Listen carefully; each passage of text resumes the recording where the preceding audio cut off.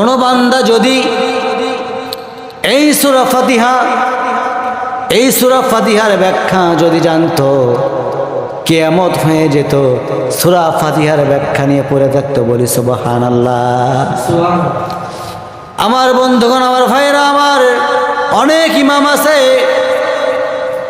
এই ইমামগুলো সূরা ফাতিহার ব্যাখ্যা তো দূরের কথা, সূরা ইখলাসের ব্যাখ্যা পর্যন্ত জানে না। একজন ইমাম করছিল কি, মসজিদের মধ্যে প্রতিদিন দোয়া করে, এইভাবে দোয়া করে, রব্বি হাবলি মিনাস সলিহিন, রব্বি হাবলি মিনাস সলিহিন। প্রতিদিন এই দোয়া করে। এই দোয়া করতে করতে একটা যুবকের অসহ্য হয়ে গেছে। জিজ্ঞাসা করলো, ও ইমাম সাহেব, ও হুজুর, আপনি প্রতিদিন রব্বি হাবলি মিনাস সলিহিন এই দোয়া করেন কেন? এর কারণটা কি? সঙ্গে সঙ্গে বলতেছে, এই দোয়ার মানে কি আমি নিজেও জানি না। কি বুঝলেন? আমি যে রব্বি হাবলি মিনাস সলিহিন দোয়া পড়ি, এর মানেটা আমি নিজেও জানি না। ওই যুবক চিন্তায় পড়ে গেলেন, হুজুর মানে জানে না, মানে জানে না, অর্থ জানে না। أوزد عليهم ورتل القرآن ترتيلا।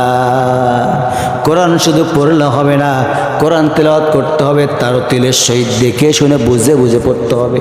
কথাটা মোল্লার না আল্লাহর? আরো জোরে, আল্লাহর কথা। এক পর্যায়ে ওই যুবক করলেন কি, যেন উত্তর খুঁজে পাচ্ছেন না, সঙ্গে সঙ্গে ওই যুবক চলে গেলেন আর একজন ইমামের কাছে, আর একজন জবরদস্ত আলেমের কাছে গেলেন। গিয়ে বলতেছেন, ভাই আপনি তো একজন আলেম, আপনি তো একজন ভালো আলেম, আমাদের ইমাম সাহেব রব্বি হাবলি মিনাস সলিহিন এই দোয়াটা করে, আর দোয়ার মানে কি? আমাদের ইমাম সাহেব উত্তর দিতে পারতেছে না। সঙ্গে সঙ্গে ওই আলেম বলতেছেন, এই তো সাধারণ ব্যাপার, এটার উত্তর হচ্ছে, আল্লাহ তাআলা, তুমি আল্লাহ আমাকে তুমি আল্লাহ নেককার সন্তান দান করো, নেককার সন্তান দান করো। রব্বি হাবলি মিনাস সলিহিনের অর্থ হচ্ছে নেককার সন্তান দান করো। এই কথা যখন শুনছে, ওই যুবকটা যখন শুনেছেন, সঙ্গে সঙ্গে দৌড় মেরে ইমাম সাহেবের কাছে আসছেন। কার কাছে? ইমাম সাহেবের কাছে আসছেন। আয়েশা বলতে, হুজুর আপনার ছেলে মেয়ে কয়টা? কয়টা ছেলে মেয়ে? কয়টা? ইমাম সাহেব বলতেছেন, বাবা আমার ছেলে মেয়ে মাত্র 10টা। আপনি কি জানেন এই দোয়ার অর্থ কি? বাবা কি? এই দোয়ার অর্থ হচ্ছে রব্বি হাবলি মিনাস সলিহিন। এই দোয়ার অর্থ হচ্ছে এইটা, আল্লাহ তুমি আমাকে নেককার সন্তান দান করো। সঙ্গে সঙ্গে ইমাম সাহেব বলতেছেন, ও ভাই যুবক, ও আমার মুসল্লি, যদি এই দোয়ার ব্যাখ্যা আমি জানতাম, আর 10 বছর আগে এই দোয়া বন্ধ করতাম। বলেন, এই ধরনের ইমাম যদি মসজিদে থাকে, দোয়া করে, দোয়ার অর্থ জানে না, তাহলে ওই ইমাম দিয়ে কি নামাজ হবে? ভাই আমি আমার কথা বলতেছি না, আমি কিছুই জানি না, আমার ভিতরে কোনো ইলম নাই। সুবহানাকা লা ইলমা লানা ইল্লা মা আল্লামতানা।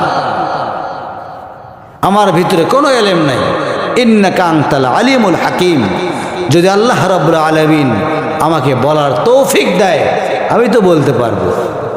এতক্ষণ যে আমি কথা বললাম, 1-1.5 ঘন্টা কথা বললাম, এই কথাগুলো বলাইলো কে? একটু জিকির করি, লা ইলাহা জোরে, লা জোরে, লা ইলাহা ইল্লাল্লাহ, জোরে,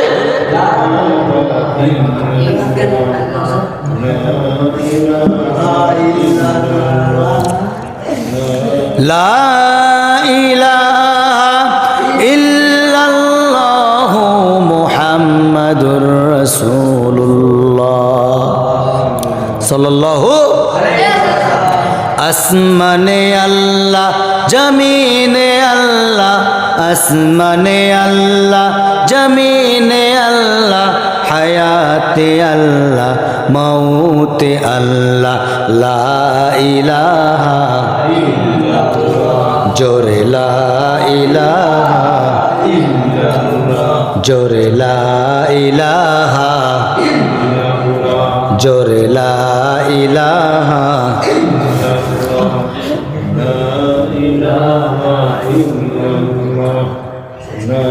লা ইলাহা ইল্লাল্লাহু মুহাম্মাদুর রাসূলুল্লাহ সাল্লাল্লাহু